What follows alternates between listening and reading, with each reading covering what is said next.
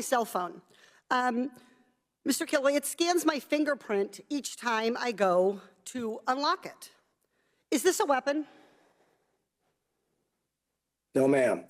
Can this fire bullets that shred people's vital organs? Congresswoman Katie Porter is on her way to another epic dunk, which we'll see in a moment, but it really couldn't have happened to a nicer set of guys. The House Oversight Committee on Wednesday questioned executives of gun manufacturers about their response to gun violence, and honestly, kudos to them for even showing up to the hearing.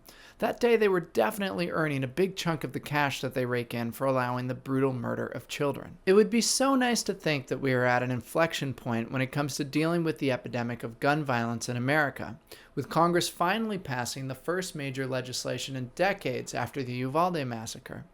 But while the symbolism of that law was good, the reality doesn't go nearly far enough, and any rational person expects that the rampage of gun violence will continue relatively unabated.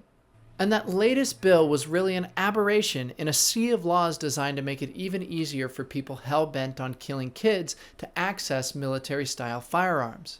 Vox News recently highlighted a study from Duke University that showed in the aftermath of mass shootings, new legislation is overwhelmingly aimed at making guns easier, not harder to obtain. As the article points out, recent research finds that this seemingly perverse response, the use of a mass shooting as a justification for loosening gun laws and calling for more guns, is actually the norm in the United States.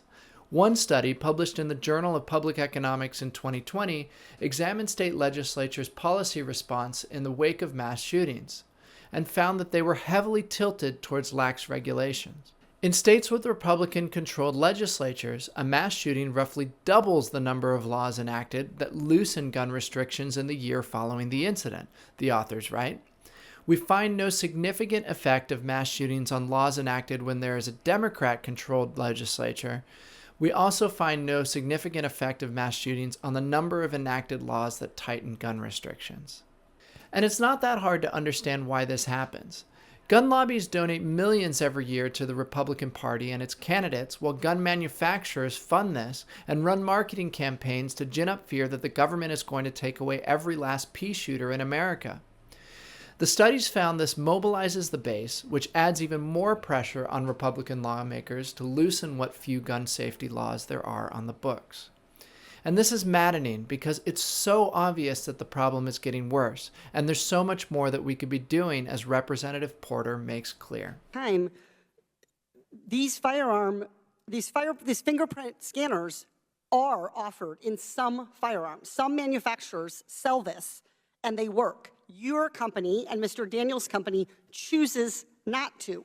Let me demonstrate again how long this takes. It's instant. It's instant when I pick up my phone. Fingerprint scanners aren't some magical technology that we'd have to invent. They already work, and they work on guns. There's good evidence that background checks and buybacks and many other measures could improve the situation as well. But what this comes down to is a craven insensitivity to the dangers created by the flood of guns that we unleash on our kids and family members. Basic safety measures are the bare minimum, and we have to do more. We deserve better.